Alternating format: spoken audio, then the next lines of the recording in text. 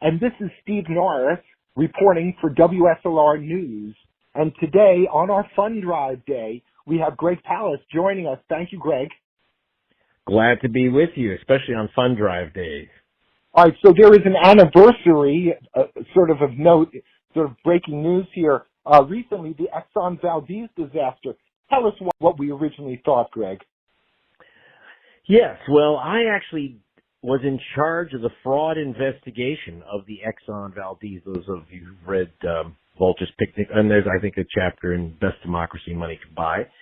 I was in charge of the investigation for the Chugach Native Alaskans. And now, it's the oil spill was not a victimless crime. When the Exxon Valdez smacked into Bly Reef and spewed 11 million gallons, that's really a minimum, probably twice that, 11 million gallons of oil, it slimed 1,200 miles of Alaskan coastline. And that Alaskan coastline was the land belonging to the Chugach Indian, the Native Corporation. And I worked for them in investigating what really happened, the real story. And the real story is not what you hear in the news that Exxon, the fairy tale that Exxon created, which is that there was a drunken skipper at the helm. And the drunken skipper, like a drunk behind the wheel of a car, drove his tanker up on a reef. Now, yes, the captain, a guy named Hazelwood, was quite drunk. That's why he wasn't at the helm. He was downstairs sleeping it off as they pulled out of Valdez. Second mate was also 3 sheets to the wind, as they say in the Navy, and he was downstairs asleep, sleeping it off. And what you had was the third mate, who really didn't know how to handle a boat. But but the reason they left the third mate is you could have a, 11-year-old Boy Scout at the helm, or Girl Scout, and they would have no problem with these tankers because that channel is a couple miles wide. We're not talking about, slipping, down the lane of a highway. It's a couple miles wide, and they had the first GPS that was created was on that ship. So just like with your car, it'll tell you, hey, you're running off the road, you stay in this channel. So it wasn't about a drunken skipper. It wasn't human error. It was oil company error. Exxon had turned off that GPS radar. It was called Raycast system, and the first GPS actually was not like your little Garmin on your dashboard. The first GPS cost a couple $1 million, and it required quite a bit of training. And Exxon, this was, by the way, one of the maiden voyages of the ship. So Exxon never turned on the radar. They literally had off the Raycast radar. So the guy was driving blind. He didn't know what he was heading into. So again, forget the human, so Exxon wanted to sell this, Steve, as a human error story. Oh, a drunk, poor frail Captain Hazelwood, the drunk hit it up on the reef, and we feel terrible, and we're paying compensation. We're going to clean things up. This is all make-believe. The corporation was cheaping out on the radar, and that wasn't the only corporation cheaping out. Bly Reef, that tanker hit Bly Reef. Now, I've been to Bly Reef as part of the investigation, and there is a giant and blinding lighthouse on it. I mean, the light will literally blind you if you get, too close to it or watch it too closely. And when I went up there, I said, I guess you added that after the accident. No, it was there that night. It was a clear night. So they put the third mate who wasn't properly trained. They had the radar off because it was too expensive. Tankers, by the way, run aground all the time. They don't tell you that. But you can quickly clean them up. What you do is you surround them with rubber, with this big rubber surround called a boom. You just literally, because remember, oil floats on top of water. Oil is lighter than water, so it floats on top. So you have this big rubber skirt that you put around a ship, and then you bring in these sucker ships, and they just suck the oil out of the little boom. It's like having a wading pool full of oil. You should have never heard about the Exxon Valdez if they'd had the rubber skirt out and the sucker boat, which is called a containment ship. And are you ready for this? Bly Reef is where they were supposed to keep the rubber skirts for the Prince William Sound. And the ship was supposed to be followed by a containment ship that is the sucker ship as it's leaving the channel. What happened? So Bly Reef, it's imagine starting a fire or having a fire right in front of a fire station. It should go out pretty quickly. But Exxon and the main company in charge of that equipment, British Petroleum, they lied. They said the equipment was there and they never put it out because they never wanted to put out $1 million worth of equipment on that reef because they figured, oh, who's ever going to know? It's in the middle, all you have there is a bunch of natives. People live there. That ship, people were standing on the shore watching that monster ship come in at them. And it hit the reef. And there was nothing those natives could do about it because also the natives had been hired as the experts. They're the people that knew how to put the skirts around the ship and to clean the whole mess up, and they could, jump out of helicopters. But British Petroleum had fired all the natives to save money, so they didn't have the emergency crews.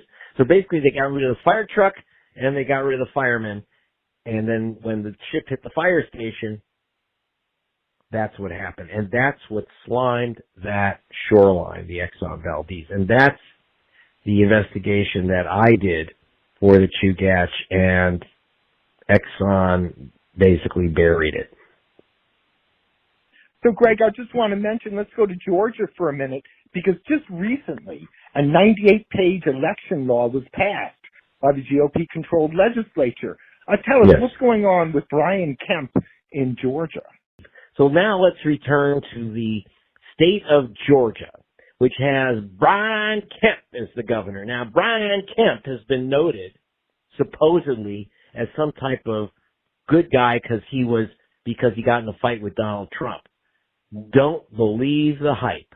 I have done a film in Georgia called Vigilante, Georgia's Vote Suppression Hitman, which was done in coordination with my producer, George DiCaprio. I think you know his son.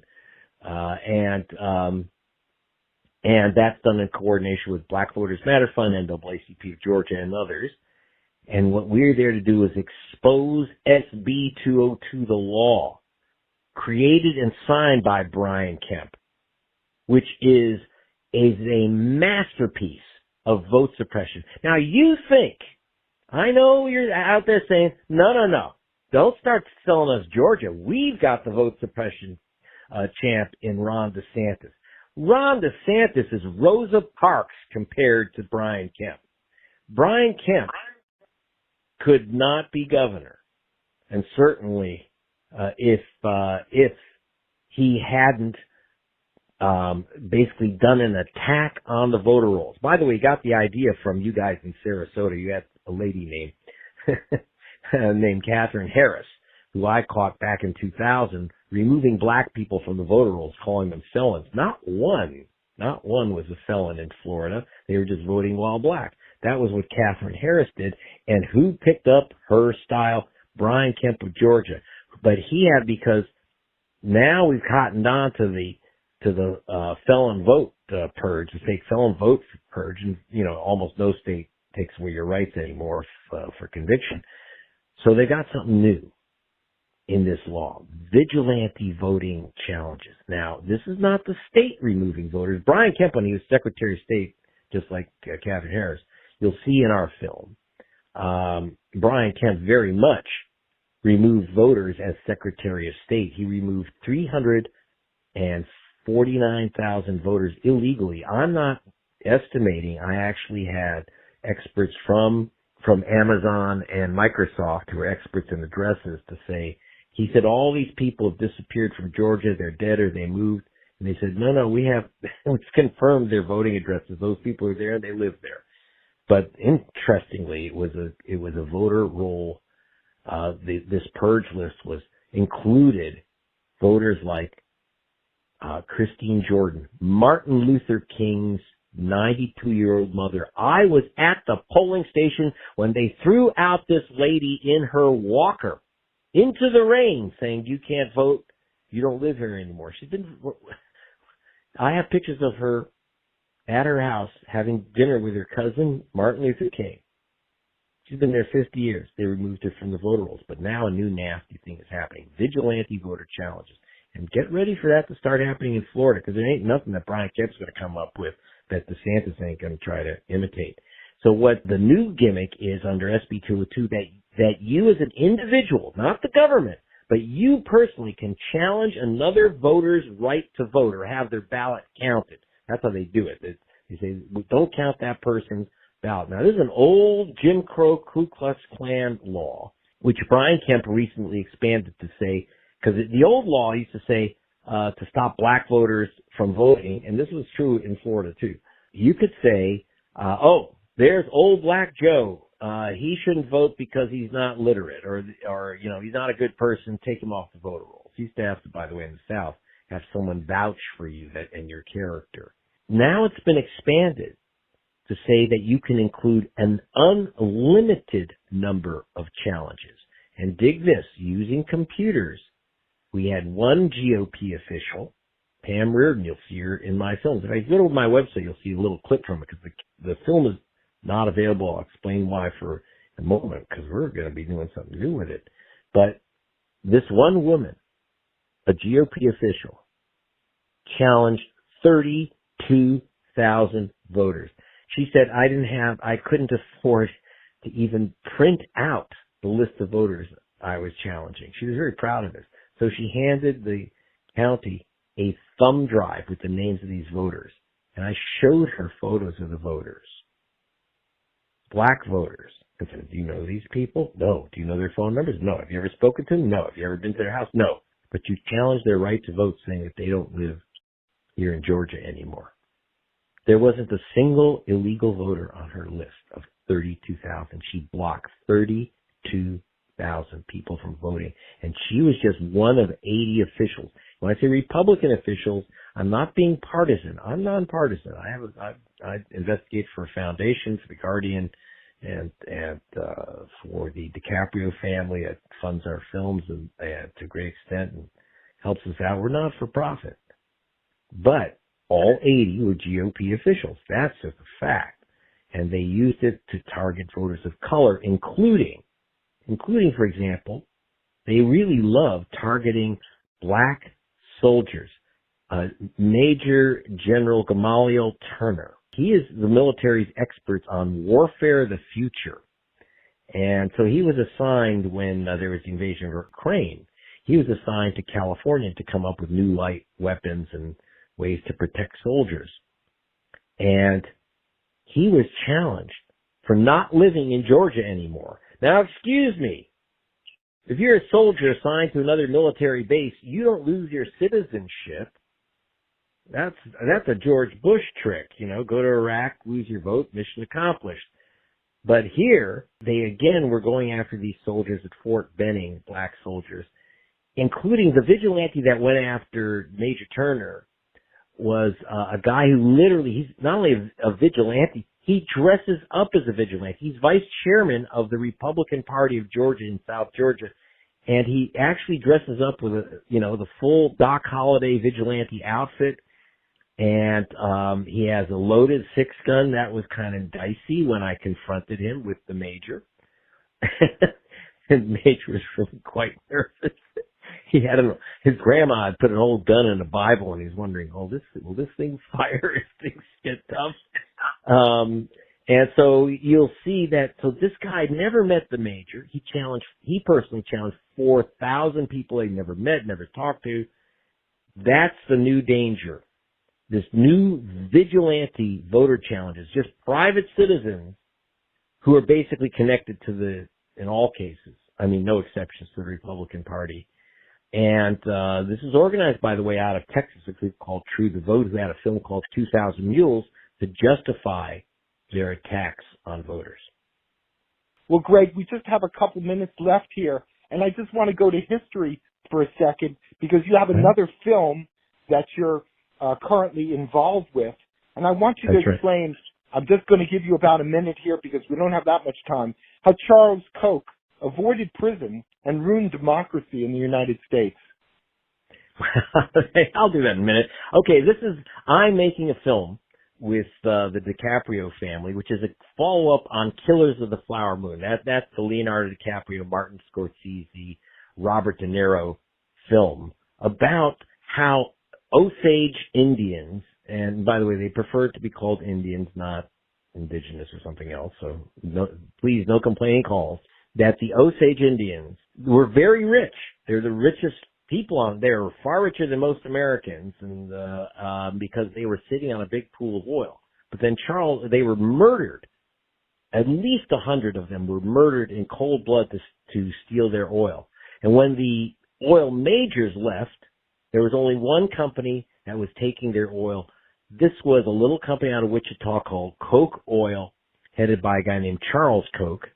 And Charles Koch personally ordered his drivers to steal the oil. They stole $2 billion worth of oil, $6 billion in today's money, $2 billion worth of oil. And that was the Koch's first billion was stolen money, and they used that. And now they got caught by the FBI. I have on film the chief FBI investigator who filmed them, who got the evidence from Charles Koch, a special prosecutor who got a confession from Charles Koch.